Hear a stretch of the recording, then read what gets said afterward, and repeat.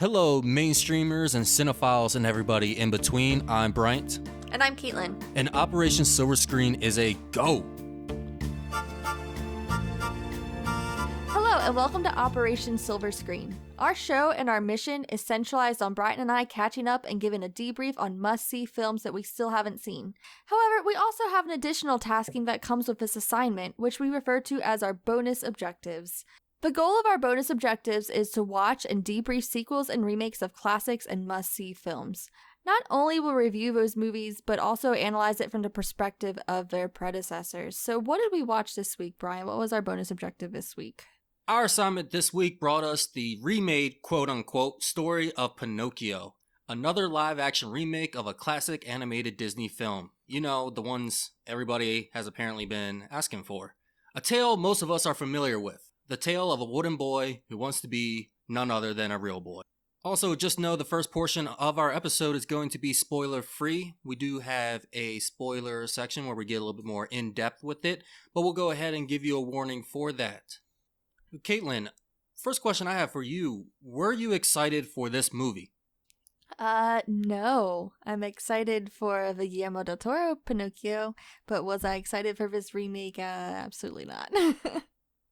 Yeah, neither was I. Actually, I think with all these remakes, I've never been excited. I think with Jungle Book, I was, because that was really the first one, and also it's like the first time we really got to see those visual effects. I'm not sure if that was the same for you, or if there's been other remakes that you've been excited for. I think I was excited for Mulan, and then we saw how that turned out. I think that a lot of these, when they first started coming out to live action, it was like, oh, that's kind of cool. We'll see how this goes. But then they just kept going and going, and none of them really surpassed what the original was for me. So they all just kind of just had a lackluster feel to them. So it was hard to be excited for this one. I had the idea that it was going to be another in a long line of lackluster remakes. So usually on these bonus objectives, we give our opinion on the franchise or the collection of films. Really, when it comes to Pinocchio, there's a lot, but there's not many that are noteworthy. Granted, we do watch even the bad movies when we do this, but we watch them because they have something else to really input into the discussion.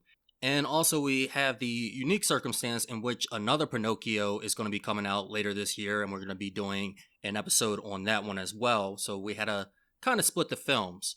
So what we're going to be doing for this episode is we're going to talk about Disney remakes, and we're going to talk about the original Disney Pinocchio. Now, since we're already on the discussion of the remakes, you already gave your opinion here, Caitlyn, that they just kind of, after the other, they've just been lackluster. So have you lost your faith in it? Do you think it's something that they'll, eventually get right, or you kind of just given up on this? I think that I don't really know how much effort Disney is really putting into these films. I think that's another thing. For me, I think when they first started coming out to live action, you could definitely tell that there's at least effort going into it, even though they weren't necessarily the best films. But this being a straight to Disney Plus film, I kind of wondered how much effort they're really putting in. And, I think they just announced today, actually, their plans for Snow White live action. I think they also released a trailer for The Little Mermaid live action. And we'll see if things pick up with those. But for right now, I'm just not in a really good place where I'm having much hope in these films. Which live action movies have you seen? I've seen The Jungle Book, like you mentioned. I've seen The Jungle Book. I've seen Mulan, Cinderella, Aladdin, and Lion King. Oh, so you've seen them all? Yeah, I think so. What about Dumbo? No, I did not see Dumbo. I have seen only half, I guess. I've seen Jungle Book and Mulan. Yeah, I've seen Jungle Book and Mulan, and now this. That's it. The other ones they never interest me. I grew up with these animated films, and hearing them just be the same thing, there's just no reason for me to go. I found no reason for me to go ahead and watch them, except for Mulan. Mulan, I found the reason because it looked like they were doing something different, and I would say for the most part, Mulan did do something different. Did it work out? No, but it was different. Yeah, I was going to say Mulan was kind of an odd one because they really did a completely different direction for that film, but I think it kind of hurt it. And it's a shame that it did, because I think if they did a little bit more changes to these stories in their live action remakes, that it could be a good thing, but just the way they handled it for that particular one was not very well done. And I agree, it did hurt it because Mulan didn't really do well. Well, for one, they kind of set it up to where they screwed it over because they released it on streaming and they released it for $30 to pay at home. A lot of people weren't doing that. And then you have Lion King, which was pretty shot, from what I heard, it's a shot for shot remake, and it still made a lot of money in the box office. But it was given a chance. Lion King was strange. It was definitely a shot for shot remake, but it's funny how you notice the pacing differences when it's that, well, quote unquote live action versus the animated, because the pacing works in the animated, but once you switch that over to live action, the pacing is completely off. It seems completely wrong. Yes, and that's something I want to talk about in my opinion of this film, because actually I have a theory as to why the pacing sometimes feels off with these movies, at least the ones that I've seen. I mean, Jungle Book was... I think the pacing was good till the end. The end felt rushed to me. Mm-hmm, I know I always bring it up there. There's a huge plot hole in there, and it bothers me every time I think about that movie. Talking about him rushing back home so quickly through the fire. Yeah, like, wait, we just spent over half the movie trying to get to his destination, and then he makes it there and back in like 2 minutes. Mm-hmm. Did he get lost the first time around? Did he catch the transit the second time? The Aladdin one, I think, had some changes. I have a hard time remember what exactly they did change. I know they added a song to it, which was a good song, but it didn't feel like it fit into the story. But a lot of times now you see extra songs being added, and that's another thing that we saw with this Pinocchio film as well. You said as far as the music? Yeah, usually they add more music than what was originally in the original movie.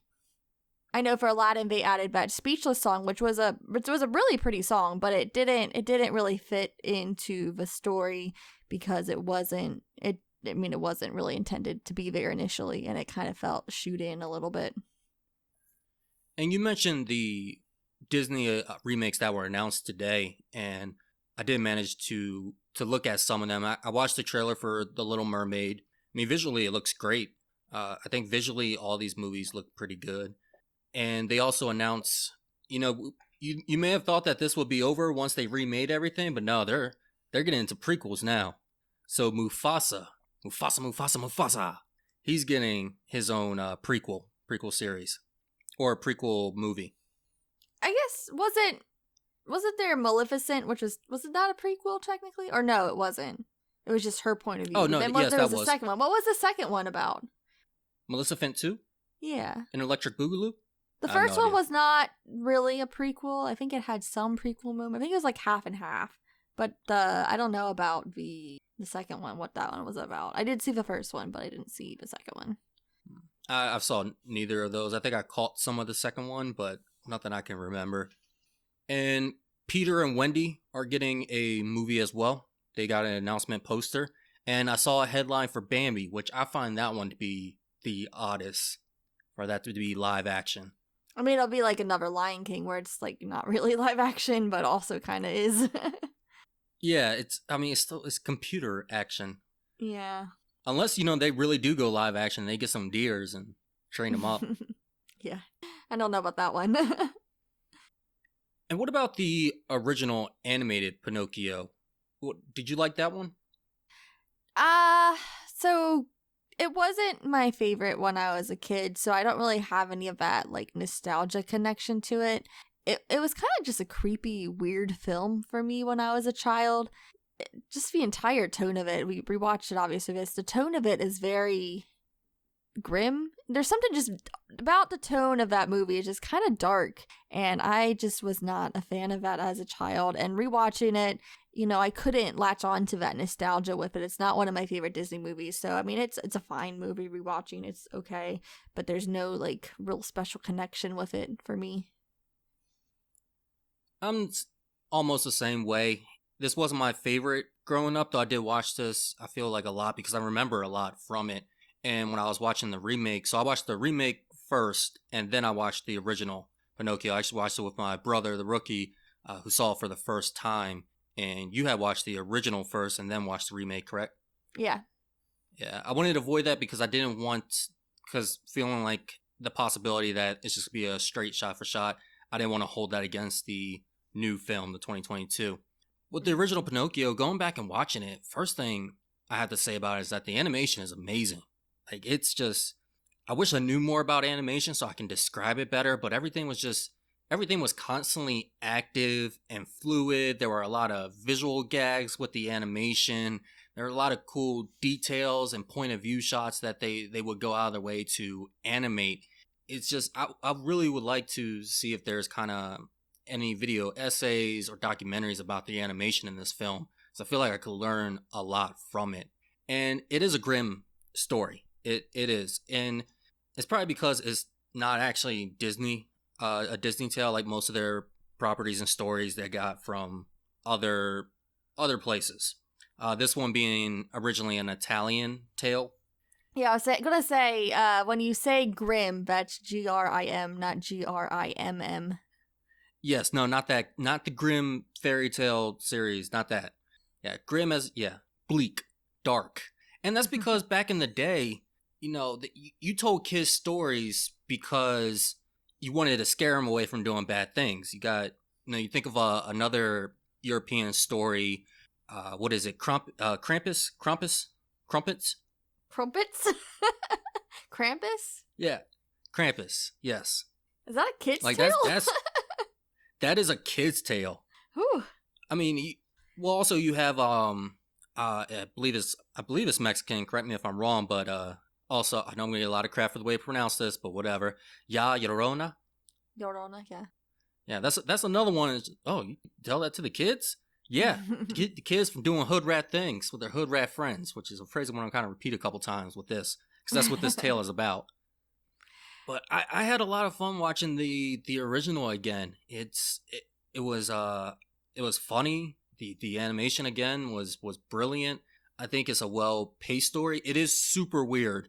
I don't see this like being on top of most kids' favorite list. Mm-hmm. And there's even some parts where it's kind of horrifying. Like, I hadn't seen this movie in decades, and one thing that's always stuck out to me is the donkey scene. And we've talked about it not too long ago, and I showed my brother that scene actually before we even watched the movie together because it was related to another film. But that is really a horrifying scene no matter how many times you see it. So while talking about the remakes and the original Pinocchio, let's talk about what works and doesn't work. We brought up a couple things. Let's start with the remakes first. I think we both agree that something that doesn't work is just when they do a shot for shot. And I would say, like, okay, well, if it's a shot for shot, then it should still be as good as the original, right? But you brought up a good point that the pacing feels off in these movies. Mm-hmm. One of the issues I've been noticing is that they make the films much longer than the original. So you're using the same story, but you're extending it, but you're not really extending it. What you're doing is you're putting in bonus scenes, like you're wedging things in. So it's all, you're completely redoing the pace. It's like if you're listening to a song and somebody comes in and they stick in a whole nother verse, you're going to have to redo the beats to that song. And that's something that I'm noticing that they're not doing too well with this. I was looking at Lion King just now. You said the pacing was off, and I wanted to check it because I hadn't seen that movie. The first one is only an hour and 28 minutes. The live action is an hour and 58 minutes. You put in an extra 30 minutes. You put in a whole nother episode of Lion King in there. I don't even know what they added, to be honest. I don't remember.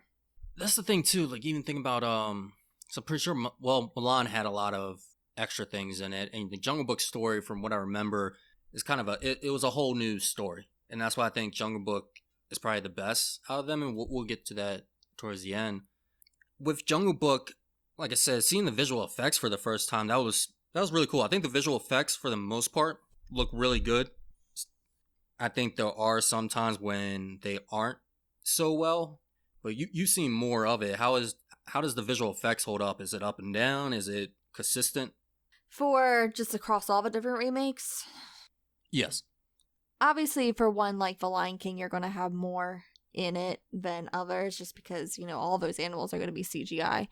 And for that, I think it was pretty decent CGI, but something with the CGI is that when you go from animated to live action or CGI, you lose a lot of the like expression that you get from the original. So you kind of have to make up for that in different ways. For Aladdin, I remember there was a lot of flack against the genie when Will Smith's blue self was first revealed. As far as the other films, though, there's nothing really that memorable, to be honest, in the CGI. It was just kind of very basic. I don't think it was bad, but it wasn't anything spectacular either. I've heard that a lot about Lion King, especially. Lions are expressionless, so you lose a lot of that just fun and heart to the story. Jungle Book, I don't remember that issue too much, but I remember Jungle Book, like the voice cast was really good, and I think the voice cast brought a lot to it. I know Lion King had a lot of big names as well, but I'm not really too sure how the actual voice acting was, because you can get big names, but sometimes the big names are there just to be there, such as this film as well. And then sometimes you get big names and they really put something into it. Like I feel like what is his name, Khan, with Idris Elba. I thought that was very effective. I thought Scarlett Johansson as the snake was very effective. I guess. I don't know. I think you like the Jungle Book more than I did. I think I saw it a couple of times too. Because I remember I even saw it during the pandemic at a drive-in theater. And I don't know. It's just not very memorable to me. I think don't get me wrong. There's a lot of things that I respect with the film. I think worked out with the film. But overall, I'm not a huge Jungle Book fan. That movie, actually, honestly, I don't remember most of it. I just remember some parts with it. But I think, especially being the first one, really, aside from because I guess Alice in Wonderland really is the first live action, or Maleficent. One of those. I don't know which one came first. Yeah. But I don't know. I feel like those are kind of separate. Jungle Book really felt like the start, the pioneer of all these live action remakes. And I think there's something else that doesn't really work too well, just seeing the same material again and again. I mean, maybe there's an audience for this that just because they haven't seen the original, but at the same time, it's one of those things where it's like, why not just watch the original? They still hold up. It's not, and we already said, like, it's paced better. They're very well animated. It's like one time you told me about this band who, man, they sound a lot like Led Zeppelin, or listen to a Led Zeppelin cover band. It's like, okay, that's cool, but why not just listen to Led Zeppelin? You're talking about Greta Van Fleet? Maybe. That does sound familiar. Yeah. But if you were doing something new and you still had you still had what made it great at its core and built upon it, then that would be cool. That's why I kind of say these are remakes, quote unquote, because they're really not bringing anything new. They're literally making the same thing almost. Well, I think the thing with the theaters is that these movies do have a lot of potential to make money. I mean, that's an obvious, because people like what's familiar, people like what's nostalgic, but also just as far as the amount of movies that come to theaters that there are available for children to watch, there's usually not really that many options in theaters. So it's definitely going to get that market as well, because, families are going to go to it, take their kids to it, whereas they don't really have many other options of movies to watch in the theaters for young children. That's true.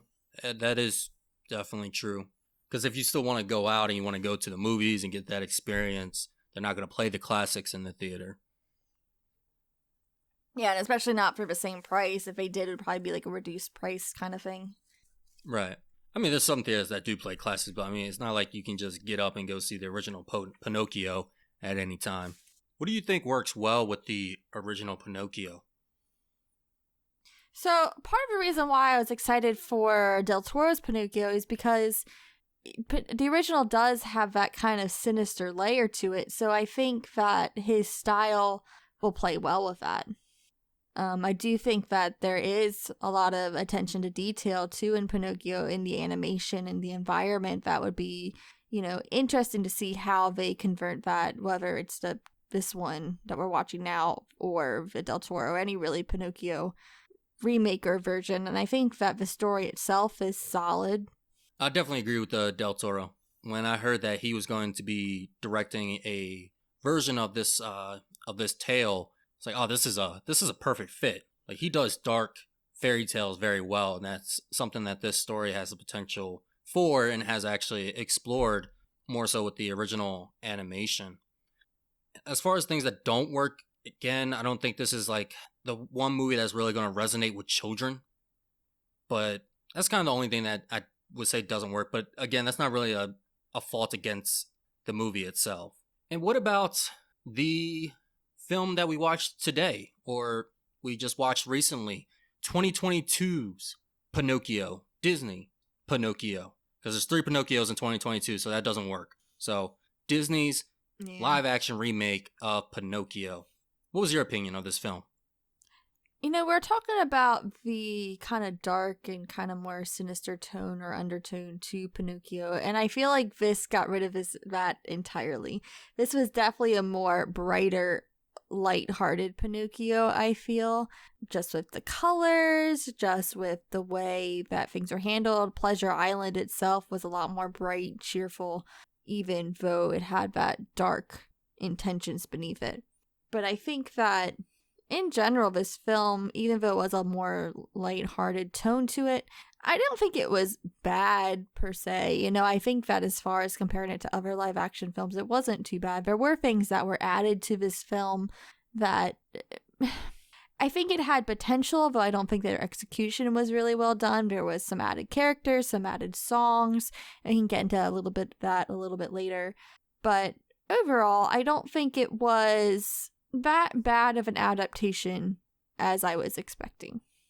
I don't think I had any expectations for this film. I try to go in as neutral as possible. That's why I really didn't watch the original before I had watched this movie.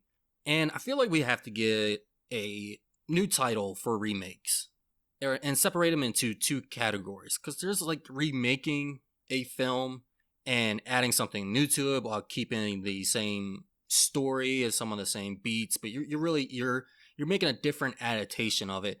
And then there's the Disney way, and it's just rehashing. So I'm going to give 2 opinions. The first one is going into this film before watching Pinocchio and then after watching Pinocchio. Originally watching this film, the pacing felt off to me. And I just like the way that the story was going. It sometimes flowed, and then it just had weird stops to it. Like, some scenes just did not connect to each other. This is a bright film. This is a light film. I think this film was too light, because even not knowing the Pinocchio original tale, there's no real plot or there's no real message to the story. Pinocchio doesn't really learn too much in this, while he's making, again, kind of hard to review without knowing the original, but in which Pinocchio wants to become a real boy. He's a wooden boy, and he has to do that by being truthful, by being kind and generous. And in this film, it doesn't feel like too much he's actually making wrong decisions and having to choose from right or wrong. Is that because he's ignorant, he gets taken advantage of. So there's nothing really, like, there's no direct consequences to what Pinocchio does, because it's not like he's actually making any decisions. They're just taking advantage of him because he doesn't know any better. All of those things, though, that you're saying as far as the pacing and there not really being a message because he's more just being taken advantage of, I would say the same exact thing for the original. And I think especially this rewatch, I thought that even more so than what I did when I originally watched it. For the original, I think the pacing was good. It's an hour and a half movie. I think it flows well. I think the music keeps it going. The animation does. I think I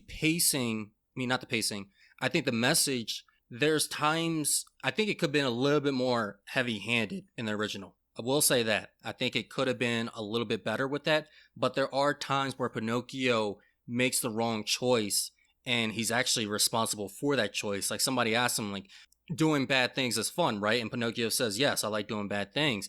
And there's a time when he goes against Jiminy Cricket's advice.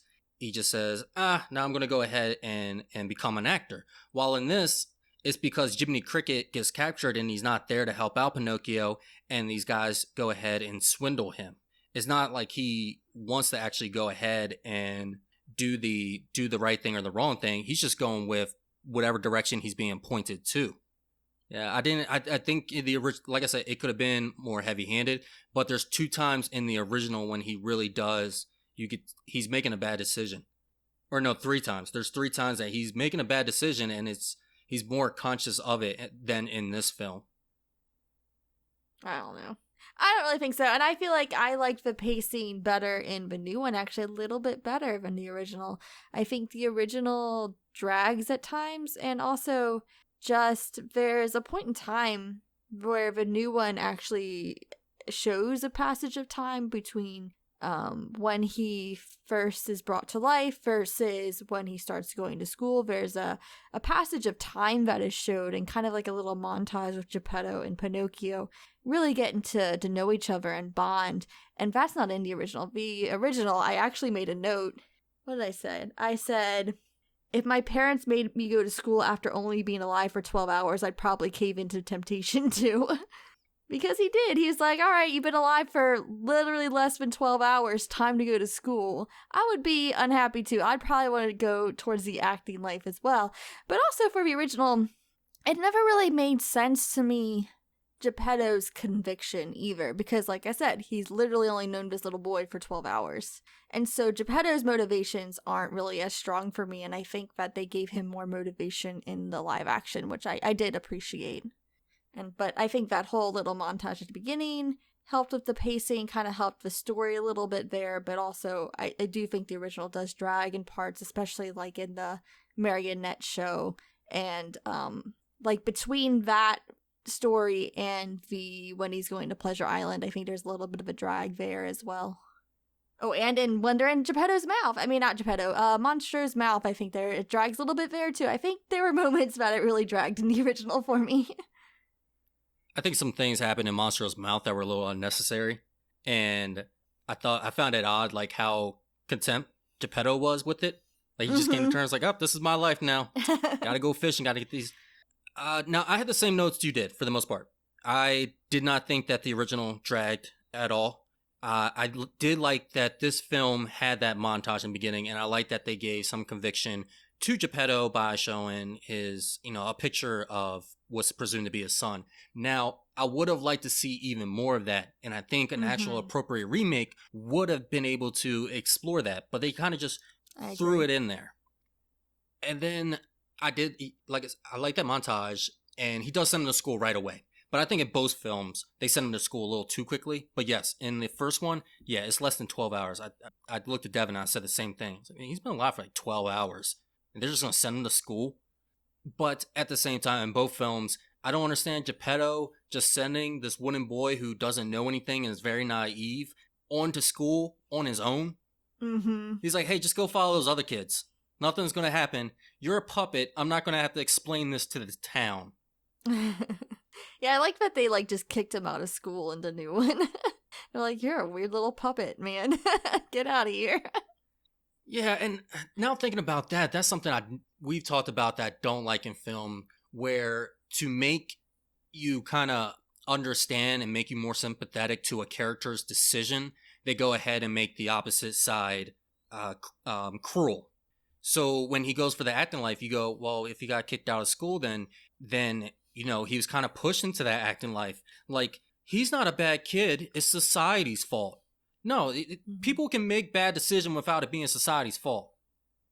Now, while we're talking about things that are actually good for this film, like the montage, because I want to say some good things, because then we're going to talk about this in relation to the original, and I got some words. I did like the visual effects for the most part. I thought they were good. They were standard. However, when Tom Hanks ever picked up Pinocchio, it looked bad. You can tell that he wasn't picking him up. The way he picked him up, like his hands wouldn't actually wrap around his body. They stuck straight out to kind of get around that. So it never looked real when they were interacting in that way. It was the same for me, I noticed, when he was picking up Figaro. Oh yeah, there's a time when Figaro's in his arms and that looked real bad. Yeah, it did look pretty bad. Also, I think when you put things in live action, I have more questions, such as why does the fish have eyelashes? They don't even have eyelids. And that's something, that's a nitpick. That's a nitpick because that's my, I'm supposed to suspend my disbelief, but it's hard when it's in live action as well. But moving on, one thing I really like with the visual effects, one decision I really like is what they did with Monstro, and they actually made him a sea monster. They made him part whale, part sea monster. I thought that was pretty cool. I like that addition to it. And I think, I wasn't bored with this film. I wasn't bored. I think this film did drag at parts, and I think the pacing was sometimes almost jarring, like how it had hiccups to it. And I think that's some of it was due to the music. And I have in my notes, is this a musical or not? Are we singing or are we not? Like, pick one. And I remember this issue in Jungle Book. They're like, oh man, everybody loves the original songs. Let's go ahead and force it in the movie. There's this parts where Tom Hanks is singing the Wish Upon a Star, but he's not singing it. He's speaking it. But we're supposed to go, he's saying the words of the song. And then the Blue Fairy sings half a song as she's flying out. But then you have the carriage rider. He goes ahead and he breaks into a whole musical number. So it's like, what are we doing? How much are we putting into this actual musical aspect? Because when it's not a musical and people just start singing as if this is supposed to be real life, it's weird. It doesn't make sense, and I think it interrupts pacing. And one of the problems I think with the pacing, and I think it's because of the music. I think because these live action movies, they try to put these songs back in there, they interrupt the movie to do so, but they put them in the same spot that they would have been in the original movie, which is hard because you add an extra 30 minutes to basically your music sheet. So while a music beat originally would have came probably about 20 minutes after the last one, you now have a musical number that's coming in 40 minutes. So it's like, okay, well, oh crap, I forgot. Yeah, we're doing songs. It doesn't have that flow to it. So let me pause for my rant, Caitlyn. What's your responses so far? What I'm saying? Yeah, I think that there is definitely an emphasis more on the new songs to the Pinocchio movie rather than the ones that were coming back from the original. Although I don't think that the songs in the original played too much of a part. I don't think, other than When You Wish Upon a Star, Pinocchio doesn't have the same type of legendary Disney songs that other films do. You know what I mean? Yes. Oh, most definitely. The Wish Upon a Star is really the only one, and No Strings on Me. Mm-hmm. But so other than that, music I don't feel like is a huge focus in Pinocchio. But if they did bring in some new songs of a new one, but I think just had a little bit more focus to them. And like you said, there was a song that the stagecoach person trafficker did sing, and it went on very long, and it felt kind of off to me. As far as the going back to the CGI, I think that, you kind of got to look at it character by character, and I think it's less that the CGI didn't work for me as the character designs themselves didn't work for me, because a lot of them just did not work. I think Jiminy especially looked very, very strange in his live action version. I mean, no, he doesn't look like a cricket, and I'm okay that it wasn't a cricket. I actually do not like crickets, but he just looked weird. He had a very strange look to him. Figaro was more kitten-like than more grown cat, and, you don't have the same facial expressions. That was, for me, one of the highlights of the original Pinocchio was Figaro and his expressions, and like I said, you just don't get any of that in this live action. For Pinocchio himself, too, I hated his design. I absolutely hated it, because it really was... They tried to bring back the iconic design of the original Pinocchio, but he just looked off to me. Something that, he didn't really have, eyes, really. It was just very flat. There was no, eye sockets or bulging eyes. There was no, texture at all to him. It was just the same clothes, and then a weird CGI face. It just didn't work for me. And I thought Pinocchio was really cute in the original Pinocchio, so it has a good design. I understand why they wanted to keep that, but I wish there was more liveliness to it. It felt very flat to me. Very, very basic, flat CGI. Yes, and I think that this is where the streaming comes in. I think if this had a movie budget, maybe we got a better look in Pinocchio, because it looked like, yeah, they had some good ideas. I think with the flat eyes, because the eyes are supposed to be painted on, but it was odd to look at. It felt very smooth, like it wasn't rendered properly. Mm-hmm. I didn't feel like he was a puppet. Yeah, no. To me, this wasn't the wooden boy. This was the CGI boy. Like, yes, Geppetto was a graphic designer. Yes. And speaking of Geppetto, Tom Hanks was a giant miscast for me. He did not give Geppetto vibes at all. This is not a little Italian grandpa. This was just Tom Hanks being Tom Hanks. I would say that I did get some laughs. I will say that's another good thing.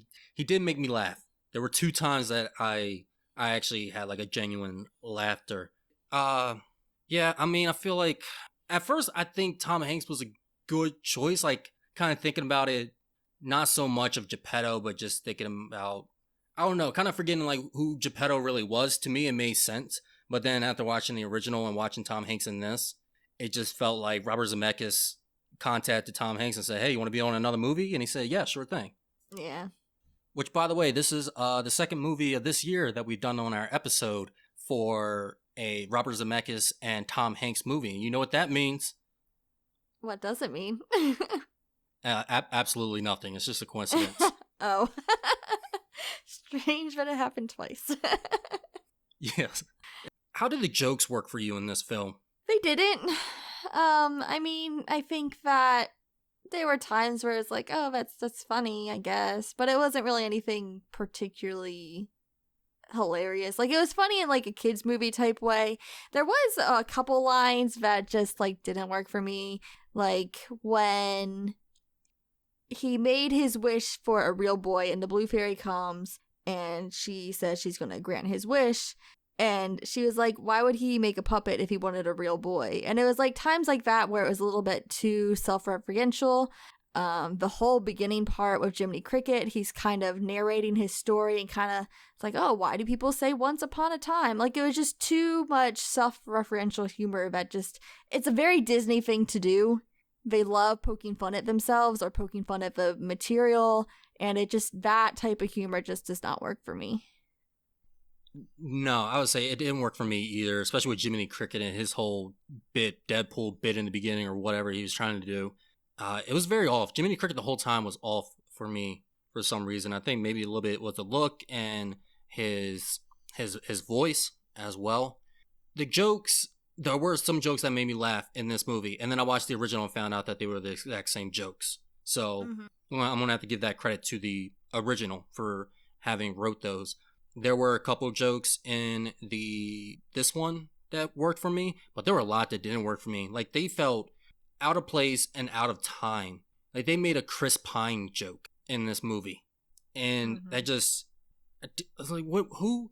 I feel like somebody else comes in with the screenplay and starts like putting in Disney jokes. Like, there's a Disney joke guy, and he comes in and he puts in these jokes for these Disney property movies, because there's sometimes like there's just jokes there, and it's, why do we need this joke? Like, what even was this joke? And the person who like putting in the joke, did they even read what was around it? It's like they just left the gap and they just placed it in. There's no actual like comedic timing or anything with it. It's just said. Yeah, I agree. Like every Marvel movie, you mean? Yes, that is a huge problem with Marvel movies. Talking about the dialogue and picking up my rant. What is this? Like, how? I'm so confused. This been going around my head since I watched the original, and they use the exact same dialogue consistently. Like, how is this? I don't know. Like the same from the original? Yeah, and it's not like just famous words. No, they take exact same jokes. They take exact same dialogue, ways things are done. Like, basically, the screenplay is the exact same screenplay almost. And again, this is one of my theories for why the pacing is off, is because you take the screenplay and you wedge your own material in it. But again, you're throwing in notes and not expanding the music sheet. And it was just so frustrating because it's like, again, I get it sometimes. You have fandom. One of our complaints about fandom movies and legacy sequels is that they want to go ahead and want to repeat the same lines. They want to go ahead and repeat those iconic lines. This goes beyond that. This takes iconic lines and just regular lines, like just regular dialogue. It goes ahead and it takes from the screenplay and puts it in here. So it's so lazy. Like, it is so lazy, and it's weird too, because you have Robert Zemeckis. Like, you have a legendary, almost legendary, well, some people would say a legendary director. And like, I could understand if this was, you had some indie director, it was just a studio produced film like we've seen, like they do with the Marvel movies. But with this, is like, you just made the same thing. You literally went beyond just making the same thing. You didn't just use the plot points. You use the exact same dialogue, the exact same jokes. It even goes as far as Jiminy Cricket, when he spends his first night in Geppetto's place. In both movies, he's lying down on a guitar handle. Geppetto puts out his candle the exact same way in both films. Like, you couldn't do anything different. Like, this is literally the exact same screenplay. And it makes me wonder, like, what is the process with these films? And this is just a very, very lazy process. And I don't even understand why they get all these legendary directors out here to do this.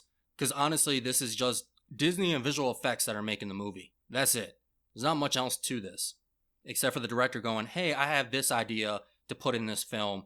Okay, well, let's go ahead, take it apart, and shove it in there, and we're good to go. Yeah, that's definitely why I said that I was wary of it being direct to Disney Plus and just how these live action films have been, but I feel like there's just not a lot of effort that's really going into making them. Now, I have a question for you, though, so I had to look up his filmography as a director because I'm not familiar with the name. I'm looking now and I can understand why you're saying he's more of a legendary director. But so he did direct the new The Witches movie, which I know you did not like. Do you think that looking at that movie versus this movie, do you see that he is a little bit lazy of a director with remakes? Oh, he did do The Witches. God, Caitlyn, I was already up. I was already 80. I don't know what to do at this level now. Get ready for this rant. Oh, God, Witches. Oh, I shouldn't have brought it up. I hit a sore spot. You guys are lucky we didn't have the podcast during that time. Oh, God, I hate that movie. That was my angry movie of the year. Yeah. Oh, I hate this movie. God, no, for me, for Witches, I had so many other issues with that movie. And it wasn't because it was a shot-for-shot remake. But, man, that one's another one where I would say, like, there wasn't really much need for a director. Like, this doesn't feel, I don't know, maybe this is Robert Zemeckis. In which case, then, I don't know if he's just got lazy over the years, or maybe he was never good to begin with. But between this and The Witches, like, he's just getting a Disney paycheck. Yeah. That's it. This movie Disney? is for The Witches was Disney? a paycheck. Was The Witches Disney? I believe so. Regardless, it's a studio paycheck, for sure. I mean, looking at his filmography, he really doesn't have... Oh, I completely forgot. We're talking about the visual effects in this movie. No wonder Pinocchio looks so weird. He was the Robert Zemeckis animated things that scarred a generation. Polar Express and Beowulf. That weird age that got made fun of in the recent Chip and Dale movie. Yeah, I was thinking too, because I was thinking last night, like, man, I don't really like to go and just bad talk a movie, because sometimes it's not the director's fault. People actually put time and some people put heart into these movies, but at the same time, you obviously did this for a paycheck, and you got your paycheck. So what does it matter what I have to say about it? Like, you got what you wanted out of it, and I had to suffer as well. I wouldn't say I suffered through this movie, but it's just, this is so lazy. And once I watched the original and saw how much they actually took from, and when I say screenplay, I'm not just talking about dialogue, because they took things like Jiminy Cricket lays down on a guitar handle. So they had 2 writers for this movie. Why? Why, really? Caitlyn? Well, one of them was that guy that just comes in with the Disney jokes. They have to credit him. Is there anything else you want to say about like the screenplay? I got one more thing to rant about, but do you have anything for the screenplay? I don't know if that bothered you as much. That it was like word for word. Yeah, especially because you watched the original first. No, I don't think it really bothered me because I kind of expected it. Because, like I said, they've done that with the other live action series, and that wasn't something really new or specific to this particular movie, so I was definitely expecting it. Oh, so you're that employee that's just used to the trash management, and I've just been recently hired. Yeah, sorry. Yeah. What did you think, though, of Pleasure Island, or do we want to talk about that in spoilers? That goes into my softening the story a bit, but I think like actually getting into the details of Pleasure Island, I think we can save that for the spoilers. Okay. Because actually I have something to say about that Pleasure Island, and it actually is in both movies. I don't really understand Pleasure Island like logistically. No, we'll not talk at about all. That. Not at all. I have more questions I think for this than I did for Us. We talked about the message, and this softened it up. And this movie is more lighthearted. I don't think this movie is more lighthearted. I think this movie is just softer. I don't think it necessarily becomes more lighthearted because you took out the rough edges, because you smoothed it out. Or not even smoothed it out. You took out some parts. And I think, yeah, like, it is hard to go ahead and have Pinocchio and seeing kids smoking and drinking. All right, you got to kind of, I don't know. And in today's age, that's not something we really would have on TV. Granted, I mean, you don't want to do that because what happens to them, they get not what they deserve, but something terrible happens to them because they want to act like a bunch of hoodlums, a bunch of ruffians, a bunch of rapscallions. And again, I think it just takes away from the message. And I know we see differently with the message in the original, though I think the message should have been more in the original. I'm pretty sure that the actual tale is much darker, but I think in the original there was at least some points to say that, hey, Pinocchio is in the wrong in this movie. But I think in this 2022 Disney remake, I think there's none of those points. I think this, like, what is the message to this? I think in the first one, you can say that you need to listen to your conscience about what's right and wrong. In this movie, it's just about a naive boy who gets taken advantage of. It has nothing, like, there's no other message here. I think even with the lying aspect of it, the first one was definitely lying's bad. And then even this one is kind of like lying's bad. But if you do it to help you get these keys on the other side of the wall, it's okay. Yes. And I feel like in the original too, Pinocchio was trying much harder to lie. He was. It was definitely very much more like a straight up malicious lie in the first one, I feel. Because he was trying to save face for the Blue Fairy, but not in this one. It didn't play the same way. Yeah, and in the original, he came up with a story, and it was like listening to a little kid trying to say why they forgot their homework at school. Yeah. This movie is just, I feel like there was nothing to actually tell kids, hey, don't be this way. Yeah. Except the lesson, just don't trust strangers. I think that lesson's still there at least.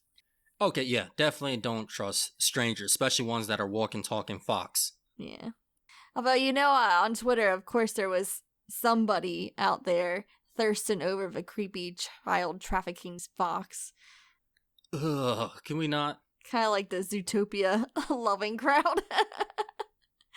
God, what is there's a rule for that too. But moving on, it's weird that they kicked him out for being a puppet out of school, but yet there's just a walking, talking fox around. Mm-hmm. I thought it's funny that, you have Figaro of a cat, but then there's also a live walking, talking cat. But I guess that's the same thing with Pluto and Goofy, right? With the dogs. Disney's weird with their animals. Yes. Yeah, it's, again, when you put it in live action, you start to ask more questions. Mm-hmm. Like, I don't understand why they didn't just make those two human. Yeah, I don't know. There's no reason for them to be a fox. No. Well, side note, I did like Jiminy Cricket in the original one. Because Jiminy Cricket, you can tell that he's been on the streets. Because he doesn't snitch. He says in the movie, he says, I ain't no snitch. So he doesn't go and tell Pinocchio. He doesn't tell Geppetto. So that movie reinforces, hey, don't be a snitch. Does the Disney remake say anything about that? No. And then there's another point where Jiminy Cricket is about to fight a whole child. Like, he took off his jacket. He squared up. He was ready to go. I like Jiminy. I don't know, for some reason, and I apologize for not being able to find the words for it, but Jiminy Cricket didn't work for me in this remake. He kind of annoyed me.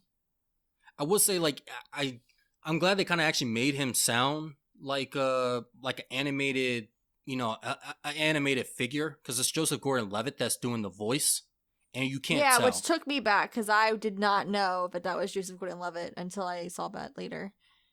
And I don't know if that's actually Joseph Gordon-Levitt doing an impression, if he's actually doing that type of voice acting, or if they did some kind of computer, computer module with it, some auto-tune, something.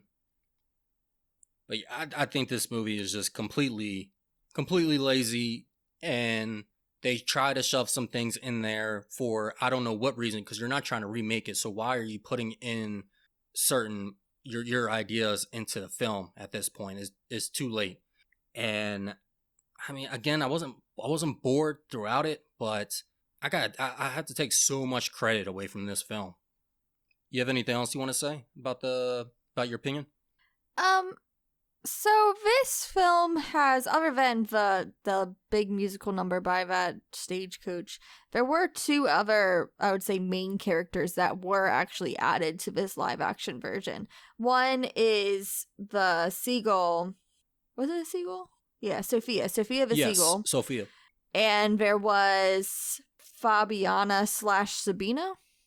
I believe Fabiana is the human name. She is a puppeteer who works with the Italian traveling circus show, whatever that thing is. And I want to know your opinions on those two characters that were added. So Sophia is kind of weird, but I will say it fixed something in the original that didn't make any sense. Because in the original, a seagull comes out of nowhere and drops a message off for Pinocchio, telling him where Geppetto's at, which I did not understand at all. I did not understand that either. Granted, I didn't understand why Sophia knew so much about Geppetto, but hey, I guess it makes a little bit more sense in comparison. The bar's low. As far as the human character, I don't know. It felt just added for some reason. I guess it felt like the child avatar for the film. Or Robert Zemeckis just wanted to have another disabled child in his films. Yeah, what was that about? Because, like, it didn't really go enough into her story, and there's a whole song about, like, her dreams, and she wants to dance, but since she can't really, she's going to dance through her puppet, and there's, like, a whole song about that storyline, but it didn't really go anywhere. And I also thought it was kind of weird that Pinocchio was, like, thirsting for this puppet that wasn't real. That was a little... What was also really weird is how the puppet had facial expressions. Like, it blinked and his eyebrows moved. I'm pretty sure.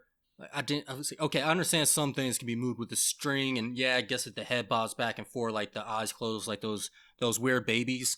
But I don't mean like weird babies like actual baby. I mean weird baby dolls. That's the word. Yeah, I know what you're talking about. Weird ass babies. I didn't blink until I was 2. Bunch of weird. Yeah.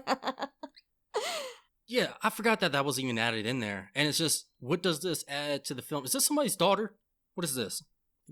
Yeah, like there was no concern that this girl was just probably like a runaway from home being like trafficked by this creepy old puppeteer. Like, come on. I guess it was to make him more villainous, Stromboli. Not only does he kidnap alive puppets, but he kidnaps disabled children and forces them to do puppet work. Which is also kind of weird that you steal children who can work on puppets. Like, does he steal children that can work on puppets, or does he steal children and teach them puppetry? Because puppetry seems like it's a bit difficult. Yeah, that's true. Also, like, so the fox and the cat, they're just, like, contracted by different people to steal children? In the original one, they get contracted to, yes. Okay. In this one, they only show up to sell him off to Stromboli, and then they disappear because then the carriage rider is the new person that transports them. Which the carriage rider in the original was creepy. He, like, loses his shit in the pub when he's contracting out these people. But, like I said, this new one, he just had a musical number, and it was not great. It was not great, and it came out of nowhere. Again, sometimes they sing a little bit of a song, and then sometimes they bust out in a full musical number. They pick one. What is this? What did you think of the new Lampwick? Oh, the new Lampwick. He was all right. At first he was too expressive. Like, it felt like a kid just kind of. I didn't buy his character. He really did seem like a kid from nowadays, pretending to be a kid back then, like a school play. But I think later on, he was a little better. Gotcha, okay. I don't think he was as bad as, like, again, I think he was softened up a bit. I mean, he was also given a root beer. Yeah. Which Pinocchio didn't even drink. He didn't even drink the root beer. What's wrong with him? I love root beer. Yeah. Is he the elusive one? No, I think he took a sip, but, like, for the most part, you don't even see him drinking the root beer. No, he didn't. Well, two of them they just kind of, like, threw in the river. I'm like, why? It's good root beer. Oh, yeah, they really did toss it out. Yeah, and during that whole time, Pinocchio, he's not liking the situation that he's in. He says, I don't think my father will like me here. Again, they're really making him out to already be a good boy. While in the original film, he's liking what he's doing. He's like, yeah, man, I'm having fun. You know, I'm smoking, drinking, busting up stuff, getting in fights. This is the life. This is the life for me. And this one, he's all, I don't know. I'm a good boy. I'm a real boy. Like, shut up. Yeah, he was. Learn something. God, they just took away the whole this film. I was trying to avoid, like, seeing any reviews for this one, and I did see a headline and said that this movie is actually, I don't know if it was for this one or one of the other Pinocchios, but just said that, like, how, you know, this is about as hollow as an actual puppet. And I think this movie is extremely hollow. Pun intended and not intended. Yeah, I can see that. I think, too, that Disney is just so wholesome, and I feel like they've gotten worse as years have gone by. Like, I would have thought that, I mean, you even see this with Marvel movies. I would think that since we're more in a more modern age, that they would take a little bit more risks. But I feel like they have such sanitized movies nowadays compared to what they were doing before in the past. And I don't know, but I fully understand it. It is an odd time. You know, people are saying that we're softening up, and I mean, that's a whole nother discussion. I agree to it to some lengths, but sometimes I do think it's a good point. Like, I think it's for the better. I think sometimes looking back at the old cartoons that we used to watch, it was not very appropriate for children. But at the same time, I think what's happening is there's an overcorrection, especially when it comes to everybody has an opinion now. Again, for better and for worse. But there's an overcorrection going on. So they're just completely softening up. I would say one thing they did right in this one is they got rid of something that was racially offensive in the original Pinocchio. And I was, before I watched Pinocchio, I said, man, I hope there's nothing racially offensive in this movie, because there's been racially offensive things in the past Disney movies. Dumbo has the insensitive, what's it called? Railroad workers, the Jim Crows. Railroad workers. I don't remember Dumbo like that. Oh, man, I didn't watch the movie again. I was just watching somebody do a review for it, and yeah, look up the railroad working song. There's a bunch of black railroad workers singing a slave song. Oh, jeez. Okay. Yeah. Like, what you kind of get for, like, the time, but at the same time, it's like, okay, I get it for the time. I'm not going to call you out, except for the crows, but it's not something we should probably repeat. This one did not have the Native American statues passing out cigars. Oh, yeah, I forgot about that. Yeah, I saw that. I was thinking about the entire, like, puppet show. I think they softened that too, as far as, like, ethnic stereotypes. Well, not just ethnic, because I think it was more like like there was a Russian stereotype and there was a like a Spanish stereotype. I don't think they played into that as much with the live action either. I don't think that was really so offensive, but I did find it odd that basically from what I got from the play is that all the puppets around the world, all the puppet females around the world want a piece of that Pinocchio. I know, it's so weird. What is up with it? What did this turn into? Ugh. Like, he's a child. All right, at this time, we're going to go ahead and open up our classified folder and get into these spoilers. Make sure you stick around, though. I mean, this movie doesn't have too many spoilers, so we may not have too much more to say about the in-depth discussion. However, we will talk about, whether we feel like this movie was actually needed, wanted, or at least welcomed, and given our letter grade and where we rank this film among, compared to the original and compared to the other remakes that we've seen, and whether or not we want more of this, actually. So, without further ado, Caitlyn, do you want to start us off? Let's take a break from the discussion and let's first answer the question everybody's probably wondering. Do we actually feel like this movie was needed, wanted, at least welcomed, or just was it completely pointless? I think it was pointless, and I think we've exhausted this conversation as far as live action remakes go, but Disney live action remakes. I mean, we knew it was coming. They're remaking everything else, but I don't really think any of these are entirely needed. No, I agree. I would say a Disney live action remake is not needed, but I think Pinocchio, I think the tale is interesting enough that another modern adaptation would be wanted. I know they tried one in 2020, but that didn't get reviews. That was another country. I believe it was Italy. I could be wrong. But I think, like, Del Toro's, Are you talking about the one that went viral for his voice? with Pauly Shore? I don't know. There was one that the trailer went viral for just because his voice was a little extra. Was it animated or live action? Animated. Oh, no, that was this year's Pinocchio with Pauly Shore doing the voice. Okay. Yeah, no, there's another one in 2020. I mean, from what I saw, it looked like visually looked good, looked decent, but I looked at the ratings and they were not good.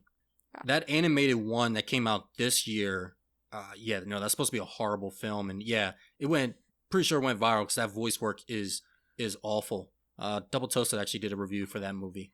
So funny. It's hilarious. Yeah.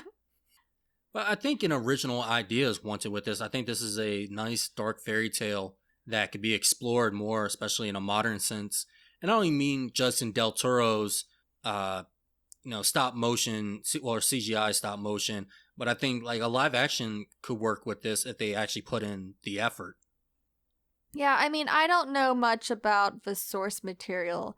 Something with the other live action, like if you look at Cinderella, like obviously the Disney live action Cinderella was very much by the book, but you've also seen other live action Cinderellas that have done a lot with the story, with the source material. You look at Ever After, you look at the Brandy Cinderella.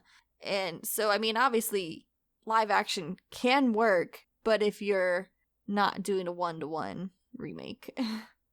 Yes, which is why it sucks that Mulan didn't work out. I think Mulan tried, but that failed. Yeah. And unfortunately, the ones that are doing well are the shot-for-shots. Like, I think Beauty and the Beast was a shot-for-shot, almost. And Lion King definitely was. Except, again, they kind of add in their own pieces to it, which I don't know. I really want to sit, like, in the writer's room for this. Mm-hmm. But I'm pretty sure I won't make it out. It's going to be like Goodfellas, where Mickey, like, he's like, hey, come with me. We're going to go to the writer's room. And I go in there, and it's just completely empty. Oh man, just pow. Yeah, don't take anyone up on that offer, Bryant. I'm scared about posting this episode. Going in depth to this with the spoilers, I'll let you kick it off because the one I have is really near the end. So I mean, we talked a little bit about the differences with Pleasure Island, and for me, I mean, Pleasure Island as a concept, we said logistically makes absolutely no sense at all. But I did like the design of Pleasure Island a little bit more in the live action, just because I can see why kids are drawn to it. It's very showy, it has fun rides, all this other stuff. There's a couple of things that I don't quite understand. Like the whole like rooms where you're just destroying things, they definitely played that up more into live action, and it just didn't make sense.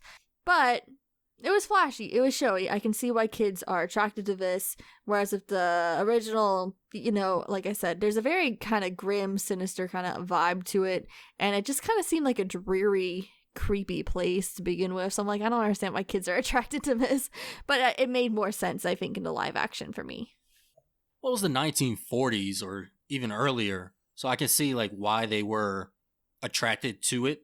And the bar was low for entertainment. It's like, hey, do you want to shoot true. marbles or go on this roller coaster that is not at all up to any kind of code that's been invented? I think, but yeah, both bring up logistics. Like, who's keeping the lights on? Like, I get that they're selling the donkeys for labor, but really, how much revenue is that bringing in compared to what it costs to replace all the crap that they broke? Yeah, it makes no sense. And it's not like you have a constant stream of these donkeys coming in because unless they're taken from different towns, well, this is a good amount of children taken from one town. Yeah, it was like, a you lot. can't just. It's not like every month you're just going in and just kidnapping. And you got Stromboli kidnapping kids too. So, god dang, no wonder like Geppetto's son. I can only guess like Geppetto's son went missing, and that's why he lost him. Yeah. But I mean, Geppetto is also very negligent. He is. He or really neglectful. is. Well, so is Jiminy too. He's a very bad conscience. Yeah, I was even more so in the original. And the original, he gave up on him like twice. In this one, he just had trouble catching up to him. Mm-hmm. Yeah. But obviously, like the change to the beer, to the root beer, like that, it like I think they could have kept it. I mean, kids know what beer is, right? I think you could have kept the beer, get rid of the smoking, but Just I think you give could him have some kept jewels. the... Just give him some vapes and some jewels. I would have lost my mind. But yeah, I feel like they could have done something, because then you feel even more like, again, they want you to feel really bad for these children. But in the first one, it's kind of, hey, like, I feel bad for you. No. Granted, this is not at all what you deserved, but you kind of put yourself in the situation. Especially, it kind of hit me hard because one of the donkeys was named Alexander. What's your name, little donkey? Alexander. I want to go home. Like, this one can still yeah, the whole scene is yeah.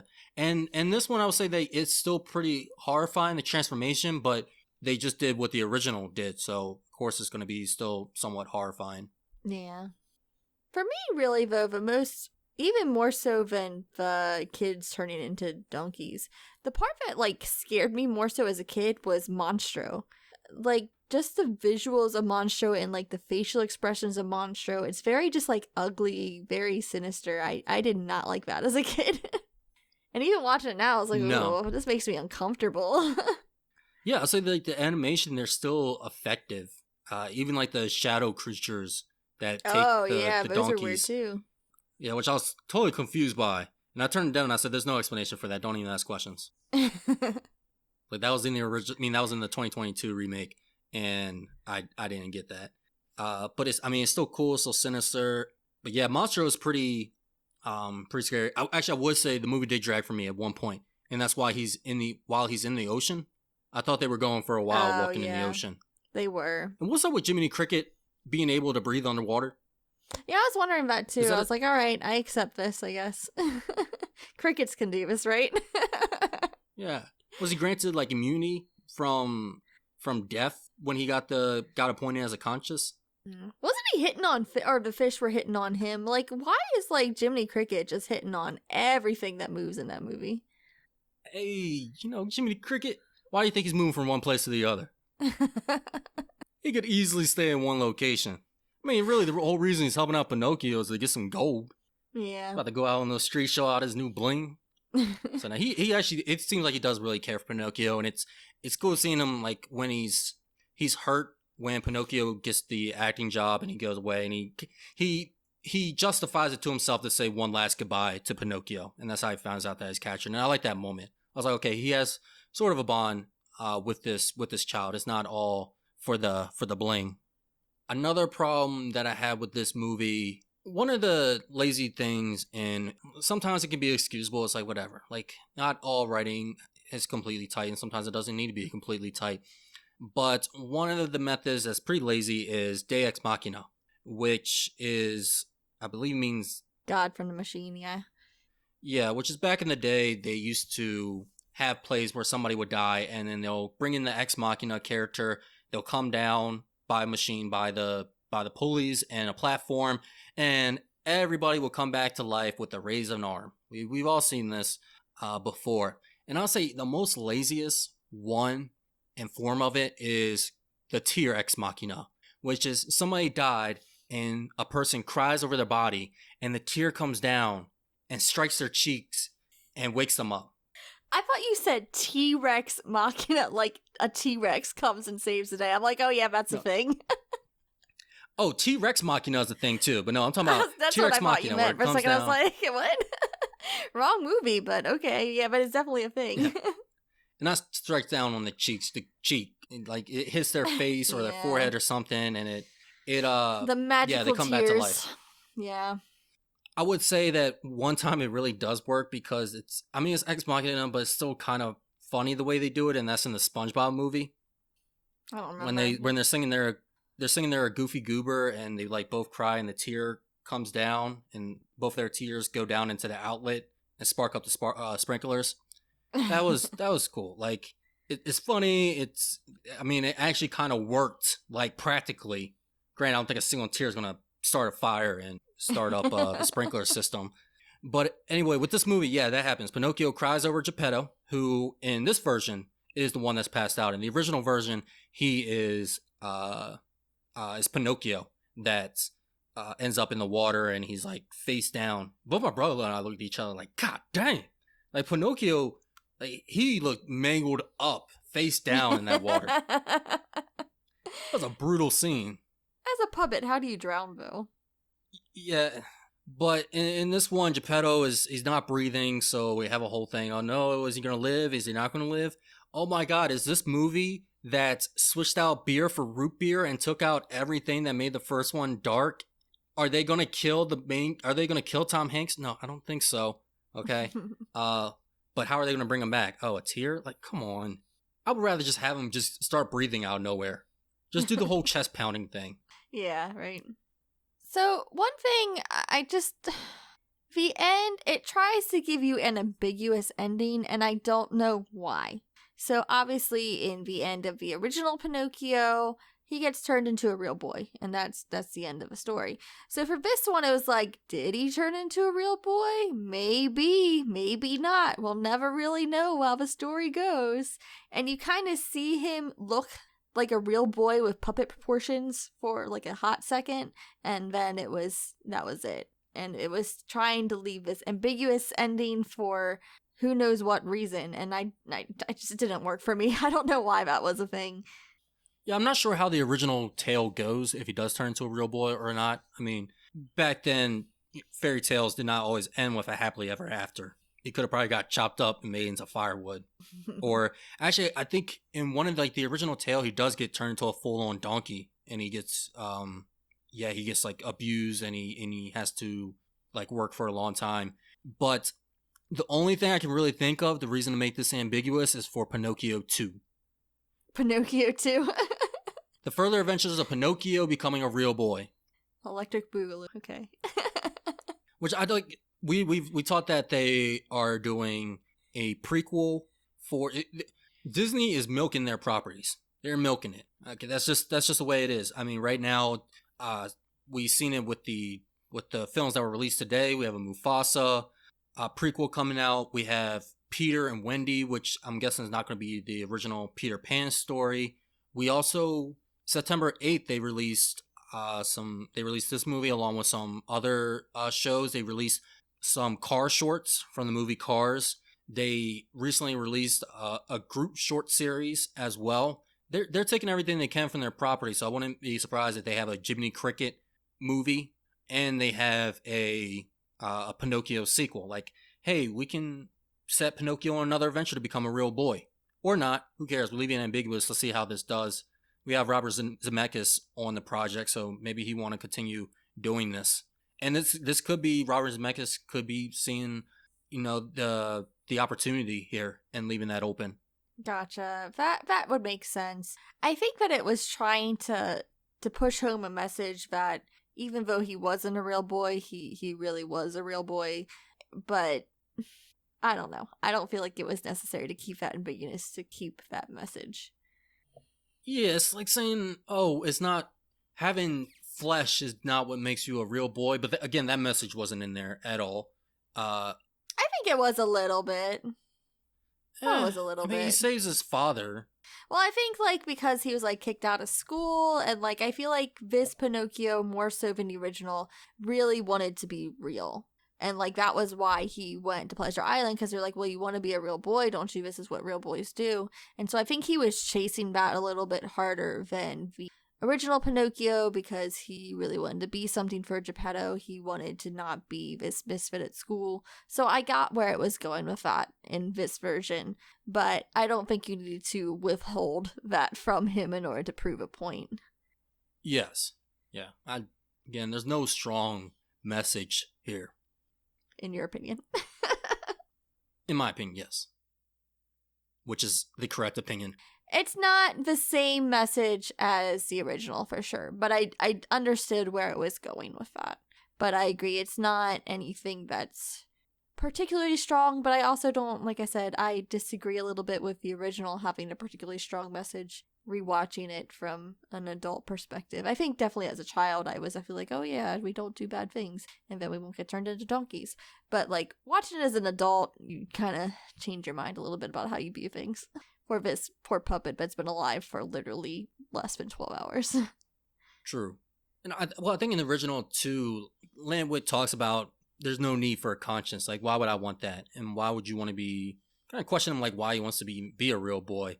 So I think they're kind of saying like, yeah, you may be a real boy, but you're pretty much a wooden puppet because you don't think. You just go with your instinct to be troublesome.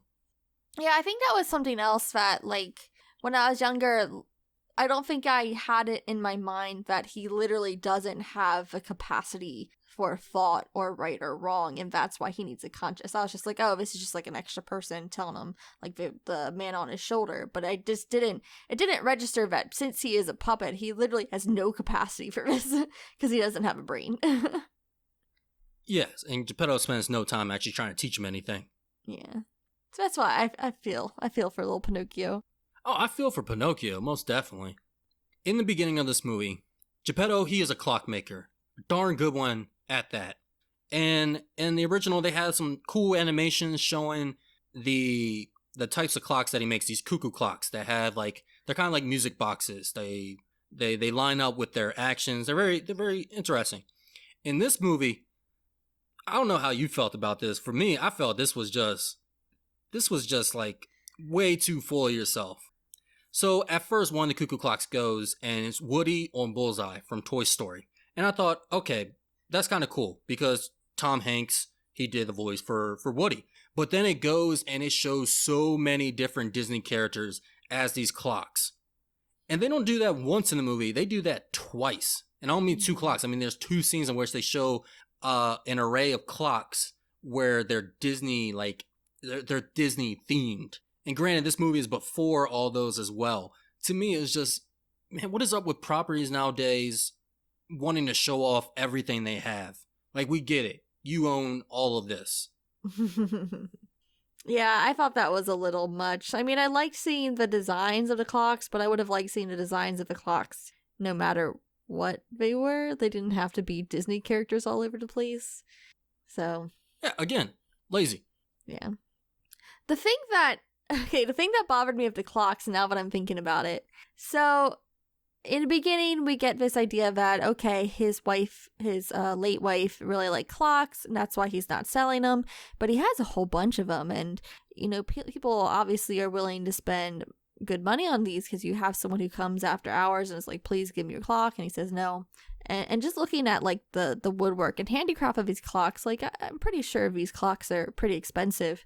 And so towards the end of the movie, you're told that he sold all of his clocks. And like I said, he had a lot of clocks. He sold every single one of them to buy a boat. So I was like, all right, that makes sense, because I was thinking, you know, the boat that he bought in the original film was a very ornate boat. Not here. So he spent all that money buying the dingiest little rowboat I've ever seen in my life. And I'm like, really? You had to sell every single one of your clocks for that? Every single one for this dingy little rowboat. And that bothered me. That was like definitely a nitpick, but that bothered me so much. That's in my notes as well, actually. Okay. I have it in my notes. I'm glad it all wasn't those just intricate me. clocks. Yeah, all those intricate clocks only sold for a small boat. I mean, he could have built that boat himself for what it looked like. Like he's a carpenter, right? Like he could have built that little rowboat himself without selling anything. Like it was nothing. It was like 3 planks of wood nailed together with some edges. And he said, "All right, let's go." I don't know. No one like Geppetto. He probably went up to the guy and said, "I have to find my son. I don't care how much it costs. No, seriously, guy. I don't care how much the boat will cost me. I will give you literally all my money right now. Actually, take a look. This is how much I have. If you say this amount, I will give it to you all." Yep. That actually is a very Geppetto thing to do. God dang Geppetto. Completely random, but as someone who has played the Kingdom Hearts series, I hate Pinocchio. All those levels in Kingdom Hearts for this game, and you're trying to chase Pinocchio around, and he's just being a little jerk. I really do not like Pinocchio at all. But then I was glad watching the original, but I was like, it kind of brought me back around to him a little bit, because he is a cute little kid, but he does some dumb stuff. He's a dumb puppet. Well, he's a puppet who just wants to do hood rat things with his hood rat friends. Do hood rat things. But I did kind of like him in the original. But then watching the live action one, it kind of like brought me a little bit back where it's like, I don't know if I like this puppet or not. I feel for him, but I don't know if I like this puppet and his weird little eyes. I agree. I definitely like Pinocchio more in the original. I think there was more to his. I don't know. He just felt more like a character. Mm-hmm. And his facial expressions were more expressive. Yeah, his dead wooden eyes. It's good character design. It really is. It's an iconic character design. So, Caitlyn, actually, because I've been doing this. This is my new thing. I'm gonna go ahead and predict your letter grade. Just give me a second. All right, I think I got it. Where do you rate this film? I'll rank this as a C-. Granted, I don't know where I would rank the original Pinocchio, but this one I'll rank this as a C-. I do think, like I said, there were things I did like about it. Like I said, I do think the pacing for me personally was a little bit better, and I think that they did bring some life to the film in some ways, but like I said, it's mostly a 1-to-1 remake. It loses the tone completely of the original. It's just that they made decisions that just don't make sense. Like the beer for the root beer, you said it lost the message, so it has a lot going against for it. I didn't hate it though. I definitely did not hate this. I think of the live action remakes, this wasn't as painful to watch as I anticipated. But I think C- is about where I'd put it. What did you think put it? Solid C. Okay. Yeah, but I should have thought C- because you would take points away for the message after thinking it's already average film. I'm going to go lower. I kind of figured that. But how low? That's what I want to know. I'm going to go low enough that Monster is probably going to see me pick my grade. Man, I'm going to go... I feel it may be a bit harsh, but it just feels right coming out of my mouth, and that's D-. Okay. It's between D and a D-, and I'll have to go D-. I think this is absolutely a completely lazy film. And while I wasn't bored, I wasn't suffering through this movie. It's why I can't say anything positive about this movie, because anything positive is because they got ahead and they stole it from another movie. It's like if I was to go ahead and recreate Pinocchio beat by beat and do the animation. If I was just to scratch out Disney's name and put my name on it, and then you give me the same grade that Disney had because it's the exact same movie. No, you would go ahead and you probably wouldn't even consider it, but you go ahead and give me a low grade for it because you didn't do anything new. And I think for what this movie tried to do new, it failed at, because it just wedged things in there and it threw off the pacing. And that shows me that you didn't even care about this actual screenplay, because you didn't rework it after you wedged things in there. There was no actual refurbish in this. And with the visual effects, yeah, Monstro was cool. I'll give credit to the VFX. For the most part, they did a good job at points. Sometimes the interactions with the actual humans did not work. But again, I don't really want to talk too bad about visual effects because they're getting the raw end of the deal, especially when it comes to Disney, and I'm sure that's not any different with their remakes. So I'm pretty sure like that type of thing, that's why it looks like that. But this, man, it's just so lazy. Like, again, not just taking word by word, but literally taking what the screenplay has written of Jiminy sleeps on a clock. Geppetto puts out his candle with the exact same like candle thing that they have. There's just nothing. There's nothing to this. And then while I'll give it points for the way Mastro looks and the way Pinocchio, like I like that his tail was actually a wooden donkey tail. I thought that was a cool detail. I would have to take away points again for what they did to the message of the film. So yeah, this is a D- for me. I'm gonna go D-. Yeah, I'm gonna go D- because of the witches. That I never got to. I don't know. Maybe this is finally my time to like get back at Robert Zemeckis for the witches. Yeah, maybe. I never got to express my opinion with that, so I'm gonna give this a D-. The witches, I'll give like an E. By the way, I'm looking at like all of the Disney live action remakes right now, and there's definitely some that we forgot about. Apparently, there's a Lady and the Tramp one that I completely missed. That's when Disney Plus first released. That was one of their first movies. Yeah, that's right. Yeah, I haven't seen that one. I did see Pete's Dragon. I haven't seen Cruella, and I haven't seen Christopher Robin. Is Christopher Robin a Disney remake? You talking about the one with Ewan McGregor? Yes. I don't think that's not a remake. I mean, it's an adaptation. It's Disney. It's definitely Disney. I'm looking at it, the poster right now. It says right on it, Disney's Christopher Robin. Oh. I guess it's a sequel. It kind of counts. Yeah. I'd never watched Cruella. I just know the way that her parents died, and it makes me laugh every time, and that's the reason she hates Dalmatians. Yeah, so funny. And you didn't see Pete's Dragon, right? No, I've seen the original Pete's Dragon. I did not see the new one. Which, I feel like I wouldn't really have too much of an issue with that one. I mean, I feel like that kind of movie should have been remade. I think that's more respectable. I don't know how it played out. I know Cruella's getting a sequel as well, and I'll give some more respect to that because it is a prequel. They are doing something a bit new with it, even though they're throwing in like some heavy fandom. Like they have to connect the movie, so they're throwing some things in there. Granted, I've only seen a little bit of it. The sequel, I know they're making into a musical, much like the Joker. And what was the other one that you said? Lady and the Tramp, I never watched. Yeah, Lady and the Tramp. I said Lady Tramp, Pete's Dragon, Christopher Robin. Yeah.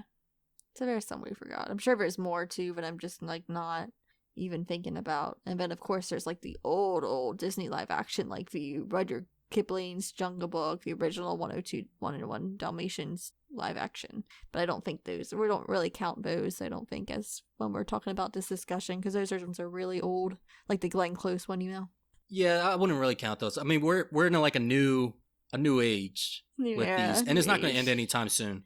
No, we're going into prequels and sequels, and they're still doing their villains. I'm pretty sure Scar's going to get a origin story. Like, how did he get his scar?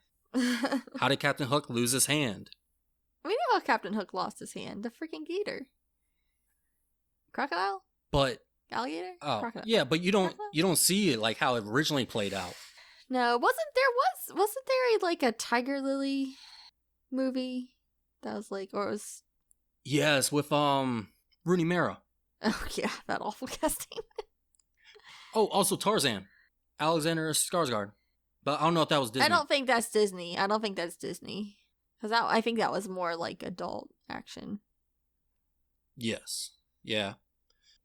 All right. So, where do you rank this movie? I mean, like compared to the other live action. You've seen more. Yeah, compared to the other remakes you've seen, where do you rank this? Because you've seen more than me. I can't entirely give like a complete list. I'd say like the top tier. I mean, none of them are really that great, but I would say of the higher tier live action, I would say The Jungle Book, Cinderella, and Beauty and the Beast for me personally. Peach Dragon I remember being good, but I just don't remember it very well. But that's also the same for the original Peach Dragon. I don't think it's a very memorable story. But that one was pretty good. But I would probably rank Pinocchio below those and then put everything else after it. So like the Lion King, Aladdin, Mulan. I think it's better than those ones at least. Yeah, from what I've seen, it's better than Mulan. It doesn't come close to Jungle Book. Granted, Jungle Book's not that great, but it had more going for it. I would say just like the voice acting was much better. That's for sure. And those are all the ones I've seen. Did I mention another one I saw? So just Jungle Book? Just Jungle Book and Mulan. Oh, Mulan. Oh, you said Mulan. I forgot that. So you didn't. Yeah, I don't know. Is that all you've seen? I thought there was one other one, but maybe I'm wrong. Lucky you. Yeah, lucky. Well, I had a horrible thought. Had a horrible realization before we started recording. We're gonna have to do all these movies. Why? Everything that was announced, we got to do. Oh, that's true. That's true. So get ready for Little Mermaid, which is my favorite Disney movie. Oh, really? And these are all dreaded picks. Like, I'm not looking forward to these at all. Because Snow White was announced. Little Mermaid. What else was announced? Peter and Wendy and Mufasa. Okay, I had to get that reminder. Now, where do you think the original Pinocchio is better than this remake? Yes. I don't know that Pinocchio is still not a favorite of mine. It's not going to be up on the top of any Disney list for me, but I do think it was better just because, you really can't beat 2D animation. Like, the expressions, the detail that Disney was putting into their 2D animation, it is absolutely gorgeous. Like I said, it did drag in parts for me, but I don't know. It is what it is. Yeah, for me, this live action remake is just miles ahead of the original. It just took so much from it and really involved it. Oh, of course, the original is gonna be better for me. Now, Pinocchio, I don't think it's not gonna be in like my top 5 favorite Disney movies. I think so many of the movies have great just pacing to it, story, music as well. But I will say, as far as animation goes, I think this one, even being one of the earliest, I think this is only the second one, right after Snow White. This animation is still by far one of the best, I believe. Now, we kind of already said it, but do we want more? Do we want more live action remakes? Actually, let me make this a little bit more interesting. Because I think the answer is no for both of us, correct? Yeah. Yeah. What property would you like to see be remade? And in what way would it actually make it work for you? Well, let me say it this way. With the way that Disney is doing live action remakes, no, I don't want anything more like that. But it doesn't mean I don't still want Cinderella stories being told, like adaptations or whatever, because there has been some really good Cinderella adaptations. I think you can do that with literally any Disney movie and take that and make an adaptation that's new and do something unique and great with it, just not from Disney. Because Disney right now is just so formulaic, and I think they just need to break out of that. Agreed. And even though I came up with the question, I'm trying to think of like what I think could work as live action and in what way would I actually like to see it done. Because, I can say obviously there's a property, but if they remake it the same way, then again, it's pointless.